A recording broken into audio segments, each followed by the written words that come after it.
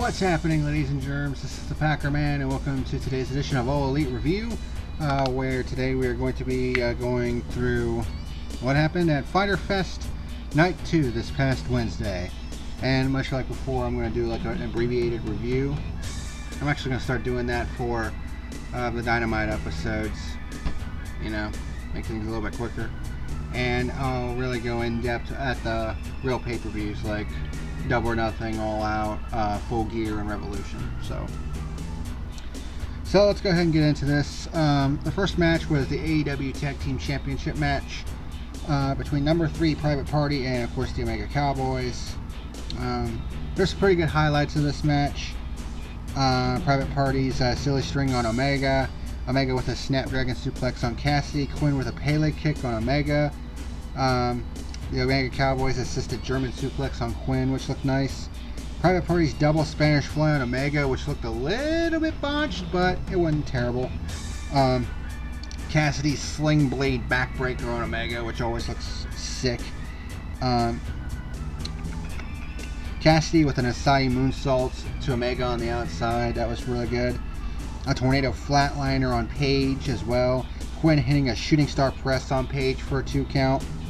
For Omega broke it up. Private Party was going to go for their gin and juice finisher, but Omega countered it with a V-trigger on Cassidy. Paige hit an avalanche sit-out powerbomb on Quinn, and then they hit their last call finisher for the 3 count and the victory. I gave this match 3.5 stars out of 5. Pretty good opening match, to say the least. And then the next match was number 3, which I didn't write down for some reason. Number 3, Lance Archer against the bad boy, Joey Janela. Of course, this stemmed from an attack by Lance Archer on Janela a week or 2 ago. Starting out, Archer usually comes out attacking somebody. That seems to be his whole shtick. This time around, he had attacked Sonny Kiss in the back, which is Janela's tag team partner, and what I've dubbed the New Jersey Connection. And he actually tossed Sonny Kiss onto Janela. Janela had a diving crossbody, Archer with his pounce, an overhead choke slam, a launching suplex. Janela tried to fight back with a roaring elbow, countered a blackout with a modified Eye of the Storm, where he kind of transitioned it into like a elbow drop Eye of the Storm kind of deal. Janela hit a nice super kick and a knee strike. He hit a senton splash, and then Sonny Kiss interfered with a 450. He only got 2 count though. But Archer hits the blackout through a table on the outside that Janela had set up earlier, rolled him back into the ring and got a 3 count and the victory. This match I gave 3 stars out of 5. And Alan then has a video package basically saying that he hasn't forgotten what Brian Cage did to him, and he's practicing coffin drops from off of a high-rise, a cherry picker, or whatever the fuck you want to call it. I can't remember what it was. Brian Cage and Taz comes out for an interview with Tony Schiavone, and Taz presents Cage with a championship that he had presented all the way back in his ECW days, the FTW World Heavyweight Championship, and he presented it to Brian Cage, which I thought was pretty interesting. In fact, that FTW Championship will actually be on the line this coming Tuesday night on AEW Dark, when Brian Cage puts it on the line against Brian Pillman Jr. And of course, my hunting buddy from Flea Market Hunter, Richie Rich, he told me he's actually met Brian Pillman Jr. because Rich is actually a big wrestling fan himself. And in fact, he actually held some wrestling shows, and his character is actually known as Beef, which I think is pretty cool, to say the least. But yeah, Taz presents Cage with the FTW Championship, and Cage will actually be defending it this coming Tuesday night on AEW Dark against Brian Pillman Jr., which I think will be pretty cool. But of course, the match of the night was the 8-man tag between the Butcher and the Blade and the Lucha Brothers against FTR and the Young Bucks. This had spots galore. It also had some botches, so it wasn't totally perfect, but there was no question this was the match of the night. I mean, when you have 2 teams in the Butcher and the Blade and FTR that have kind of the old school style of tag team wrestling, and then you have the Lucha Brothers and the Young Bucks who kind of have the new school, You get those mixed and matched together, you're going to have some crazy shit. I'll tell you that much. And you also had a mix and mash of FTR and Young Bucks teaming together to do some of their crazy tag team maneuvers. But some of the highlights of the match, FTR's elevated power slam on Phoenix. They got 2 count out of that. Butcher and the Blade with gut busters. Blade with a gut wrench sit out powerbomb on Matt for a 2 count, which looked really nice. Avalanche. Matt hit an Avalanche Frankensteiner on Phoenix after he basically grabbed him by both arms, and they were both jumping onto the middle rope and then the top rope, and the balance it takes to do that is just incredible. And then Matt Jackson and Cash Wheeler hit a super kick and a dragon suplex clutch combo, which was pretty cool. Matt hit a Shiranui on Pentagon, and a dynamic elbow drop on Phoenix, only got a 2 count. Phoenix with his Tiger Feint roundhouse on Matt, which always looks really good. Blade hit an atomic drop on Matt as Matt tags to Dax Harwood. Blade tried to duck out of the way of a super kick, or it looked like he was going to duck away, but it actually caused him to get hit by a running DDT from Dax Harwood. Phoenix hits a double drop kick on Dax and Matt after those two hit a super kick party on the Butcher. And then Cash and Nick hit the Goodnight Express on Phoenix, which is like, damn, now these two are teaming up together. And then Cash and Nick hit a spiked pile driver on Blade, only got a 2 count. And then you had this crazy combo with FTR and the Young Bucks with a double superplex, a flying splash, and a swanton bomb on Blade, only got a 2 count. Phoenix hit his tightrope kick on Nick, and then the craziest spot of the match was when Phoenix hit a destroyer off the apron on Nick onto everyone who was on the outside.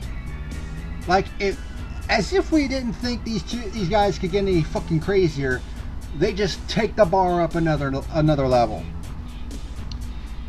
And then the finish of the match happened when Matt accidentally super kicked. I can't remember if it was Cash or Dax. It might have been Dax.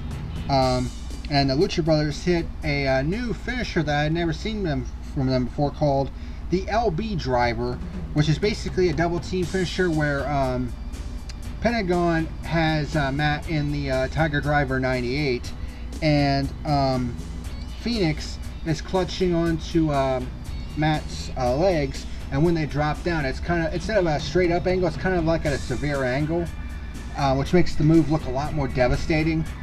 And that's yet another finisher that they have in their arsenal of finishers. I mean, typically we see them do the Zero Fear, which is their double stomp package pile driver, but now they have this new finisher called they call the LB Driver, and they get the 3 count and the victory in what was a stellar 8-man tag. And this coming Wednesday night, you have FTR against the Lucha Brothers. At first I was like, man, you would really want to put that match on TV. Then I remembered it's Fight for the Fallen. So there you go. But I gave this match 4 stars out of 5. Definitely the match of the night. Next up, we had a handicap match, which is actually the first handicap match that we've seen in AEW. Of course, it was in the women's division. You had Nyla Rose taking on Kylan King and Kenzie Page. I mean, that's basically fodder. Yeah, with the women's division being ravaged by injuries to Britt Baker and Chris Statlander. The women's division is definitely running a little bit ragged at the moment. I mean, when you only have Nyla Rose, really, and the champion Hikaru Shida at the moment, it's kind of hard to sustain a division with only 2 of your big stars, which was a concern that I had with this division when you consider the fact that you know, it was an extremely top-heavy division, and lo and behold, it's all coming true. But highlights of this match, I mean, it was all Rose, pretty much. And a lariat on Kenzie, a leg drop on Kenzie. Kylan King tried to come back with a rear naked choke, but that wasn't going to work. Rose hit a German suplex on Kenzie, a spear on Kylan, a follow-away slam on Kenzie onto King, and then Rose hit the Beast Bomb on Kenzie onto Kylan King and got the 3 count and the victory. I gave it 2 stars out of 5. You know, it was a squash match, just of the handicap variety. And then Nyla grabs a microphone and basically makes the observation that, you know, a lot of the wrestlers who have been successful in AEW have had managers. You look at, you know, a guy like Cody. He has Arn Anderson in his corner. He's the TNT champion. You look at guys like Sean Spears, who has Tully Blanchard of the Brainbusters. And of course, Arn Anderson of the Brainbusters. And then you have Lance Archer, you know, the Murder Hawk Monster, who has Jake the Snake Roberts. So Nyla has gone out and gotten a manager of her own, and hopefully she'll reveal that to us at some point in the near future. And then Brody Lee has a little talk with Colt Cabana in the back, who is getting like a little massage on a hematoma that was on his side, like in his ribcage area. And by the way, that was an actual hematoma on his side, not like makeup or anything like that. And I can't imagine the pain that Colt must have been in. And they didn't really say, from what I could tell, what caused it or what might have happened. But yeah, he was actually wrestling with the Dark Order in a trios match, which was the next match up against SCU. And props to him for fighting through that pain, because I can't imagine how much pain he was in with that hematoma on his side. But the highlights of this match, Daniels with a tilt-a-whirl backbreaker on Stu Grayson. For the Dark Order side, it was Stu Grayson, Brody Lee, and Colt Cabana teaming up. SCU hit a PK German suplex on Stu Grayson for a 2 count. Grayson with a Pele kick on Scorpio Sky. Brody Lee with a German suplex on Scorpio Sky. Stu Grayson with a Hilo on Sky onto the apron. Then the Dark Order and Colt Cabana teamed up to hit Colt with a Flying Apple, and then Brody Lee with a Michinoku driver, and then Stu Grayson with a Frog Splash on Sky for a 2 count. Nice little triple team combination there. Sky hits a neck breaker on Colt, and you could tell right away that it wasn't the neck breaker that hurt him. It was falling flat on his back and, you know, jolting that hematoma on his side, which I'm pretty sure was causing him a lot of pain, as I said. But Stu Grayson hits like a sit-out F5 on Scorpio Sky, which looked really good. Kazarian hit his slingshot cutter on Stu. Brody with a black hole slam on Kaz. Daniels with a tope suicido on Brody Lee, and he hits a Uranagi on Stu. Hits the BME on Stu for 2, but gets broken up by Colt, who Daniels basically sucker punches. And then Brody hits his discus lariat on Daniels, tags in Colt, who gets the 3 count and the victory. I gave this match 2.5 stars out of 5.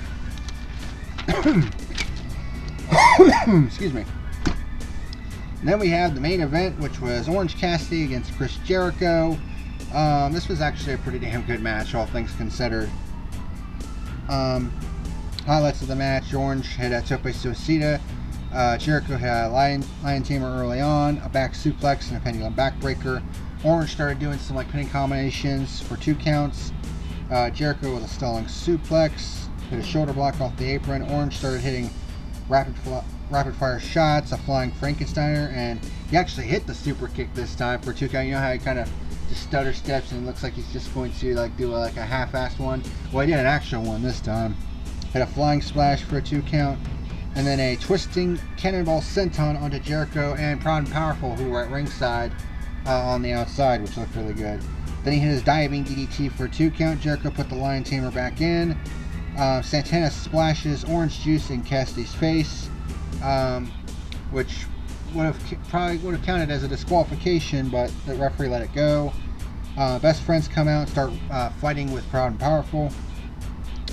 Jericho uses Floyd, his baseball bat, and hits the code breaker, only gets a 2 count. Jericho goes for the lion salt but misses, and Orange Cassidy hits the Michinoku driver, only gets a 2 count.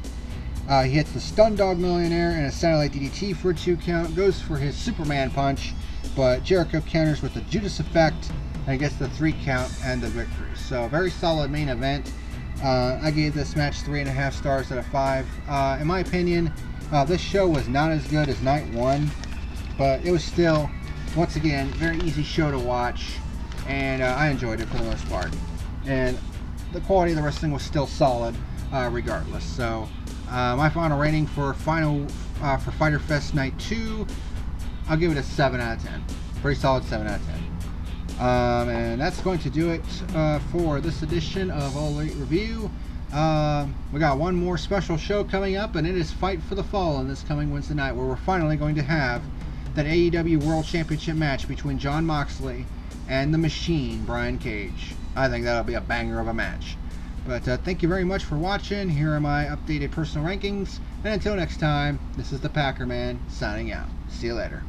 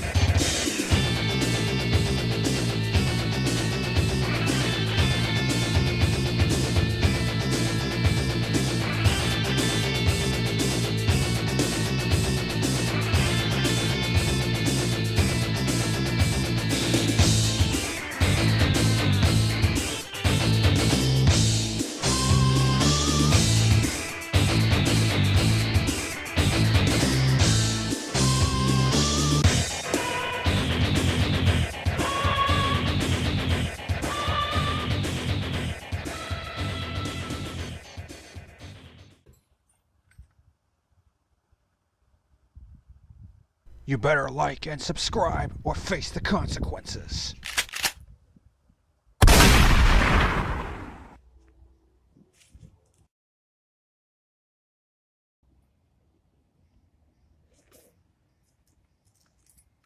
You have been warned.